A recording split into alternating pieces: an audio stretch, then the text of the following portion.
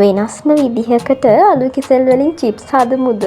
මෙතන මම අලු කෙසෙල් ගෙඩි දෙකක් අරගෙන තියෙනවා. මුලින්ම අලු කෙසෙල් වල පොතු අයින් කරලා මේ වගේ පැති වලට කපා ගන්න. දැන් අපි අලු කෙසෙල් ටික බද ගන්න අවශ්‍ය බැටර් එක හදාගමු. ඒකට මම බෝල් එකකට කඩල පිටි කෝප්ප භාගයක් එකතු කරගන්නවා. හාල් පිටි මේස හැඳි දෙකක් එකතු කරගන්නවා. මිරිස් කුඩු මේස හැන්දක්, ලුණු කුඩු, බේකින් සෝඩා, මේ දේවල් ටික එකතු කරගෙන මේ ටික හොඳට කලවම් කරගන්න. දැන් වතුර ටික ටික එකතු කරන ගමන් මේ වගේ කලවම් කර කර බටර් එක හදාගන්න.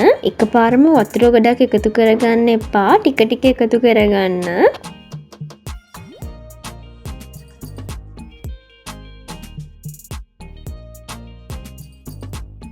මෙන්න මේ වගේ උක්කුවට එනකන් බටර් එක හදාගන්න. දැන් අලු කෙසෙල් පෙති ටික බැටර් එකට දාලා දෙපැත්තෙම තවර ගන්න. එහෙනම් දැන් අපි අලු කෙසෙල් ටික බදගමු.